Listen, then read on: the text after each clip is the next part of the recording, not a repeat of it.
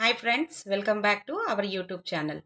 ఈరోజు రెసిపీ వచ్చేసి శనగపప్పు, ఉల్లిగడ్డ, టమాటా ఈ మూడు కలిపి నేనైతే సూపర్ అంటే సూపర్ పప్పు ప్రిపేర్ చేసినాను. ఓకేనా, మీరు కూడా అందరూ ఈ రెసిపీ ట్రై చేయాలి. అండ్ ఇంకొకటి ఏంటి అంటే శనగపప్పు చాలామంది ఇష్టపడరు, గ్యాస్ ఫామ్ అవుతుందని. సో వీక్లీ వన్స్ అన్నా లేకుంటే 10 డేస్ కన్నా ఇలా మనం ప్రిపేర్ చేస్తే చాలా బాగుంటుంది. ఈ కర్రీ రైస్లోకైనా బాగుంటుంది, లేదు అని అంటే కనుక చపాతీలో కూడా బాగుంటుంది. ఓకేనా, ఇప్పుడు ఈ కర్రీకి కావాల్సిన పదార్థాలు అండ్ ప్రాసెస్ అనేది స్టార్ట్ చేద్దాం. ఇప్పుడు మన శనగపప్పుకి కావాల్సిన పదార్థాలు వచ్చేసి శనగపప్పు. నేను ఆల్రెడీ శనగపప్పు కడిగి హాఫ్ అన్ అవర్ నానబెట్టిన తర్వాత ఒక 4 విజిల్స్ అనేది నేను ఉడికిచ్చి పప్పు రెడీగా పెట్టుకున్నాను. ఓకేనా, ఈ విధంగా మనకు పప్పు ఉడికితే చాలు. మరీ మెత్తగా అయితే బాగుండదు, అది పప్పు చారు అవుతుంది. ఇది మనకు ఉల్లిగడ్డ శనగపప్పు కదా, సో అందుకని చెప్పేసి ఇట్లా పలుకులు పలుకులుగానే ఉడికించుకోవాలి మనము. అండ్ ఆనియన్స్ కావాల్సిన పదార్థాలు: ఆనియన్స్ ఒక 2 ఆనియన్స్, 2 టమాటాలు, కలెమాక్, కొత్తిమీర, 2 పచ్చిమిర్చి. అండ్ మనకు పోపు కావాలి, సో అందుకని చెప్పేసి ఒక 4-5 వెల్లిపాయలు. ఓకేనా, ఇప్పుడు నేనైతే స్టవ్ వెలిగించి ఒక గిన్నె అయితే పెట్టి రెడీగా పెట్టినాను. ఇప్పుడు నేనైతే 4 స్పూన్స్ ఆయిల్ అయితే పోసినాను మన కర్రీకి రెడీగా. ఓకేనా, ఆయిల్ కూడా హీట్ ఎక్కింది. సో ఫస్ట్ మనము ఆవాలు వేసుకోవాలి. అండ్ నెక్స్ట్ కొంచెం జీలకర్ర. అండ్ ఇప్పుడే వెల్లిపాయలు కూడా వేసుకోవాలి.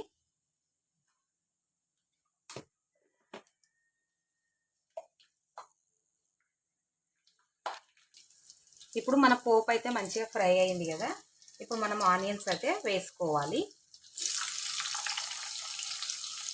ఆనియన్స్, పచ్చిమిర్చి కూడా వేసుకోవాలి.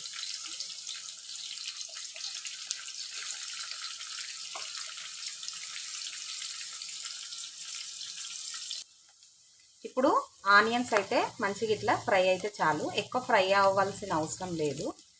ఇట్లా కొంచెము వేగితే చాలు. ఓకేనా, ఎందుకంటే ఇది పప్పు కదా కొంచెం, అందుకని చెప్పేసి మరీ మెత్తగా అవుతే బాగుండదు, అందుకని.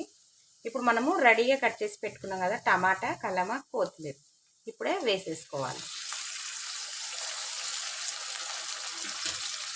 ఇప్పుడు ఇవి కూడా మంచిగా మనము ఆయిల్లో అనేది ఫ్రై చేసుకోవాలి. ఒక 2-3 మినిట్స్ టమాటాలు మెత్త పడేదాకా మనం ఇట్లా ఆయిల్లో అయితే ఫ్రై చేసుకోవాలి.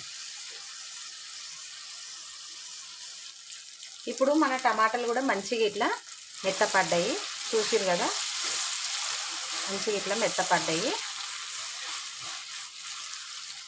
ఇదిగోండి, ఇట్లా అవుతే చాలు. ఇప్పుడు మనము ఉడికించి పెట్టుకున్నాం కదా పప్పు, శనగపప్పు ఉడికించి పెట్టుకున్నాం కదా, ఇప్పుడు ఇది యాడ్ చేసుకోవాలి.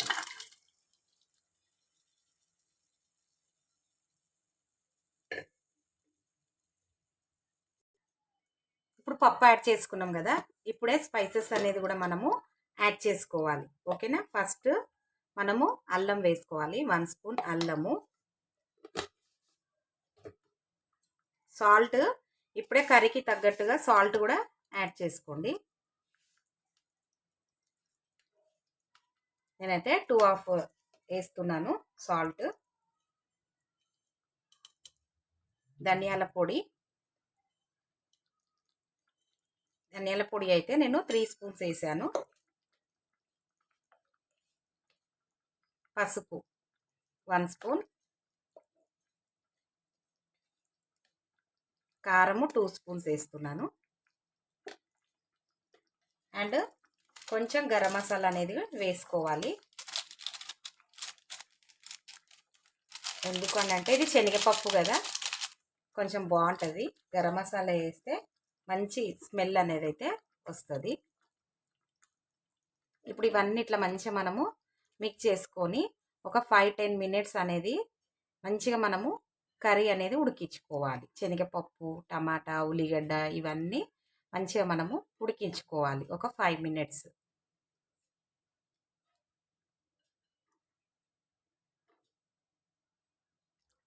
ఇప్పుడు 10 మినిట్స్ నుంచి మన పప్పు అయితే నేను మంచిగా ఇట్లా ఉడికిస్తున్నాను.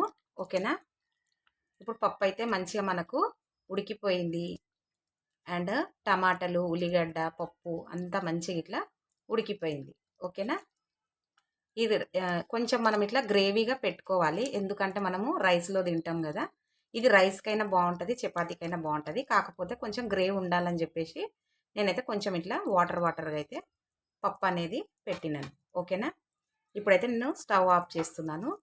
మీరు కూడా అందరూ ఈ రెసిపీ ట్రై చేయండి. సూపర్ అంటే సూపర్ టేస్టీగా ఉంటుంది. ఓకేనా ఫ్రెండ్స్? లైక్ చేయండి, షేర్ చేయండి, సబ్స్క్రైబ్ చేయండి. Thank you for watching.